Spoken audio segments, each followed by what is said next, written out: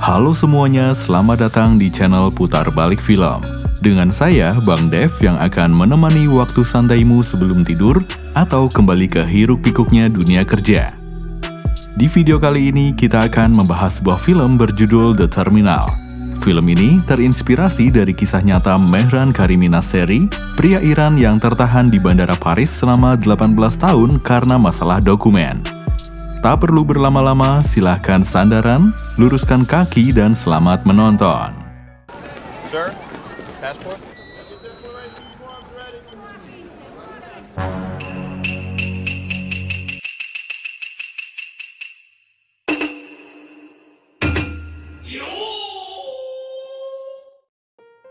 Film dimulai di sebuah bandara internasional Amerika Serikat. Bandara John F. Kennedy yang ada di New York ini selalu dipenuhi ribuan orang dari berbagai negara di dunia. Oleh karenanya, orang asing yang hendak menginjakan kaki di New York harus melewati pemeriksaan ketat. Saat itu, terlihat seorang pria bernama Viktor Navorsky tidak lolos pemeriksaan dan diamankan oleh petugas. Saat pemeriksaan, Viktor juga tidak menjelaskan apa tujuannya karena tidak bisa berbahasa Inggris. I'm gonna need the passport also. That.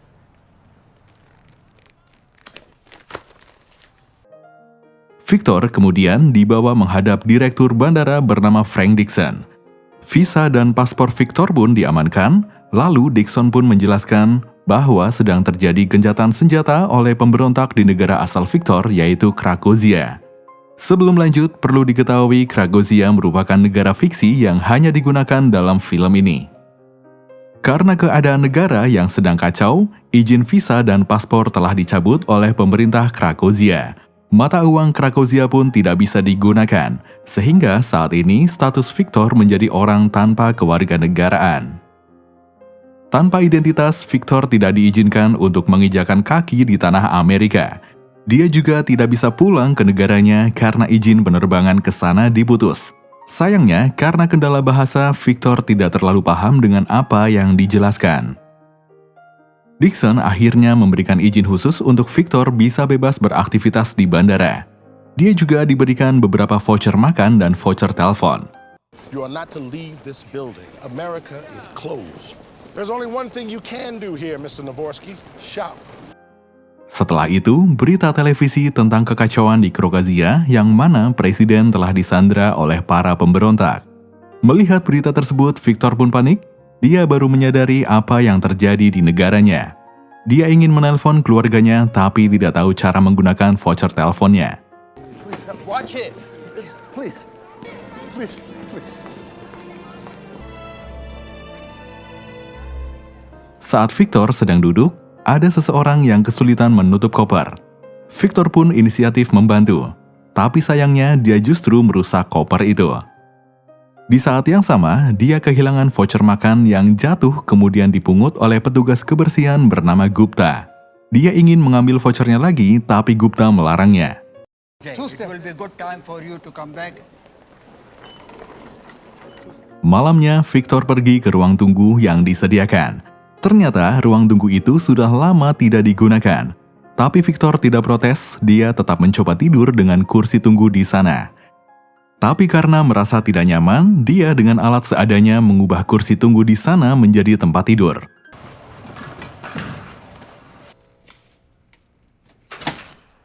Viktor mematikan lampu lalu tidur sambil memegangi kaleng yang selalu dia bawa kemana-mana. Hari selanjutnya, Dixon bertemu dengan komisioner lapangan yang berkata bahwa dia berencana menyerahkan posisi tersebut pada Dixon. Tentu saja, Dixon merasa senang mendengar hal itu. Selanjutnya, Viktor terlihat dengan santai berjalan menggunakan handuk.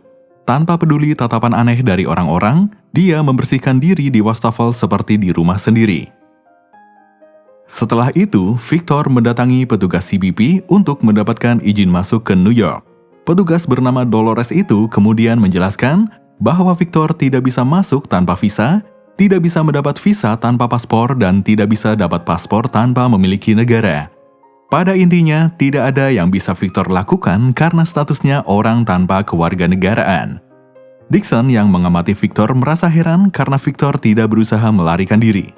Dixon kemudian menemui Victor dan memberitahu kalau ada satu jalan untuknya bisa pergi ke New York. Hanya untuk hari itu, saat jam 12 petugas penjaga pintu akan meninggalkan pos jaga. Petugas pengganti akan datang terlambat 5 menit. Saat itulah Victor bisa keluar dengan aman. Sesuai arahan Dixon, Victor pun berjalan ke arah pintu keluar. Cukup lama dia berdiri di depan pintu hingga dia menyadari CCTV bergerak mengikutinya. Victor pun tidak jadi melangkah keluar, yang mana hal itu membuat Dixon jadi kesal. Leave. What are you doing?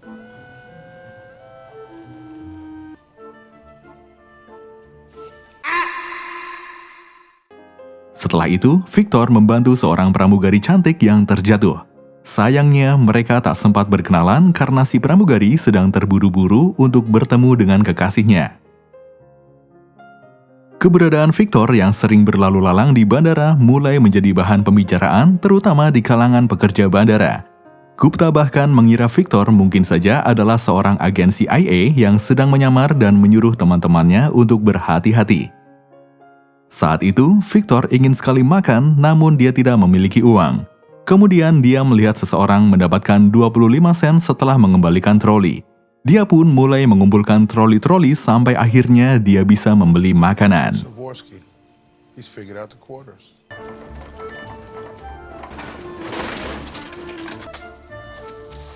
Keep the chich. Ketika sedang makan, dia melihat berita tentang Krakozia.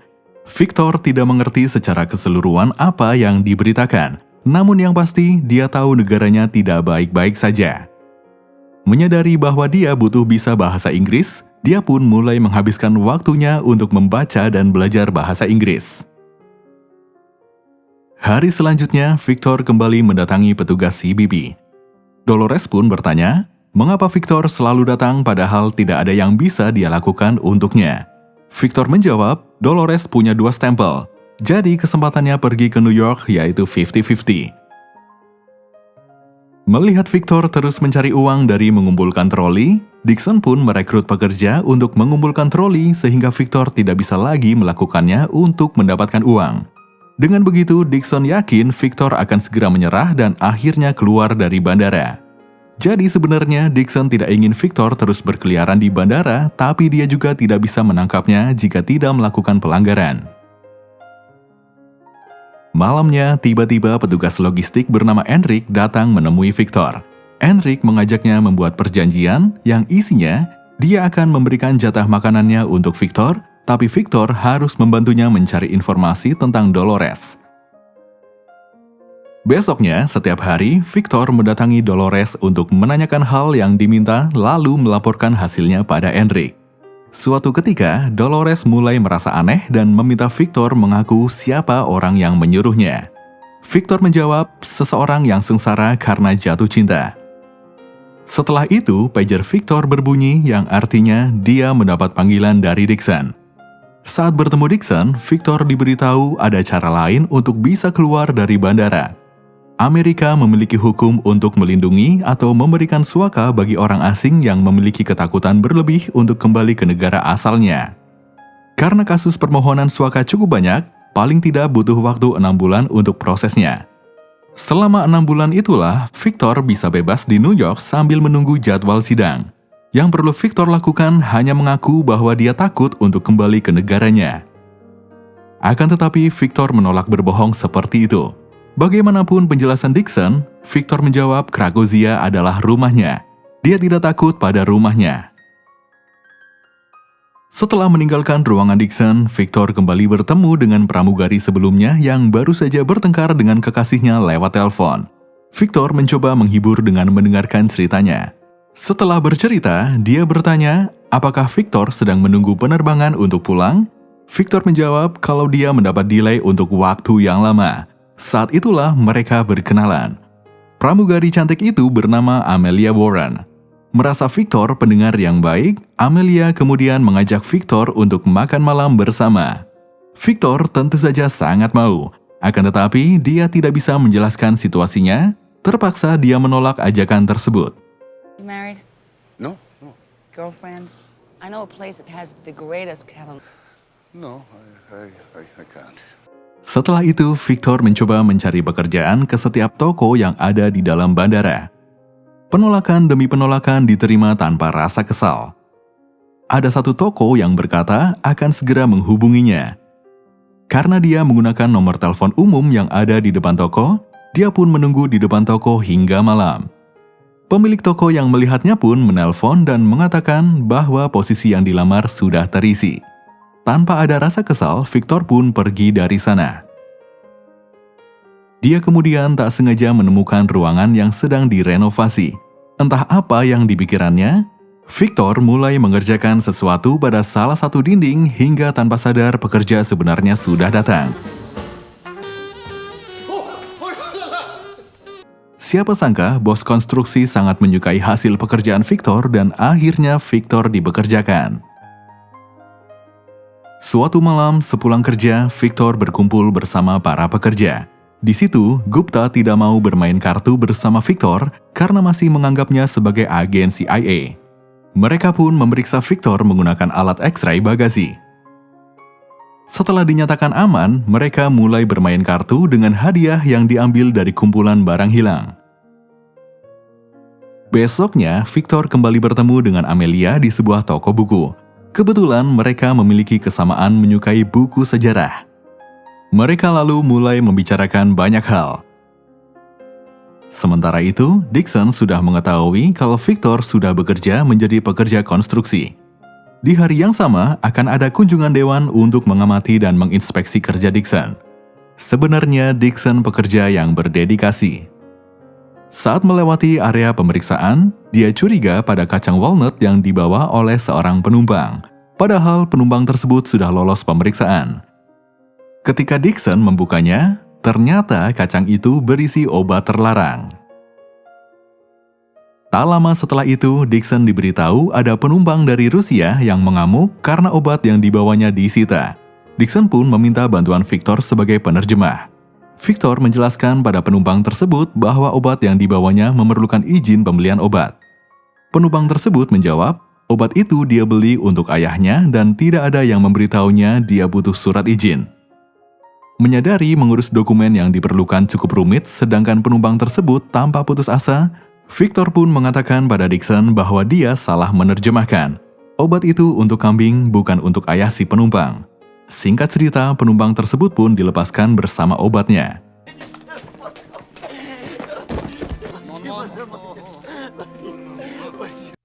Setelah itu, Dixon marah pada Victor yang dianggap telah mempermainkannya. Dia curiga Victor sengaja mengatakan itu obat untuk kambing karena tahu obat hewan tidak memerlukan surat izin. Faktanya, Victor memang sengaja melakukannya dan Dixon tidak bisa membuktikan kebohongannya. Malam harinya, Victor dibantu teman-temannya menyusup mencari jadwal kedatangan Amelia karena Victor ingin memberikan kejutan. Setelah mengetahui jadwalnya, Victor pun mempersiapkan segala hal dari pakaian baru hingga kata-kata yang ingin disampaikan. Singkat cerita, hari yang ditunggu pun tiba. Sambil menunggu, Victor duduk bersama Gupta. Saat itu, Gupta bercerita kalau dia adalah seorang buronan di India untuk kasus penyerangan terhadap seorang polisi. Namun, selama dia menjalankan pekerjaannya dengan baik, dia tidak akan dideportasi ke India. Setelah itu, momen yang ditunggu pun datang.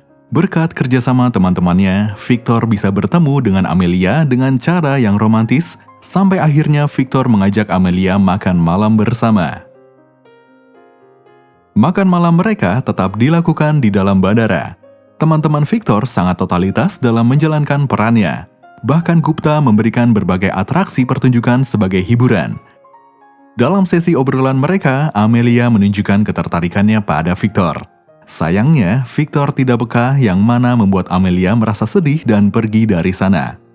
Victor lalu mengejar dan menenangkannya. Victor lalu mengakui bahwa dirinya tinggal di bandara. Namun Amelia menganggap itu hanya perumpamaan seperti dirinya yang tidak pernah lepas dari bandara karena pekerjaannya. Tiba-tiba pager panggilan milik Amelia berbunyi memecahkan pembicaraan. Kesal karena terus diganggu, Amelia dan Victor membuang pager mereka. Setelah Amelia pergi, Victor pergi ke sebuah ruangan. Kemudian dia mulai membangun sesuatu di dinding ruangan itu.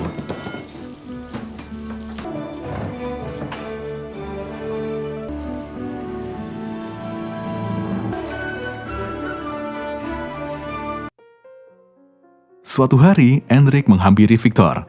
Dia memohon untuk terakhir kalinya agar Victor membantunya mengirim cincin pada Dolores. Victor pun melakukannya.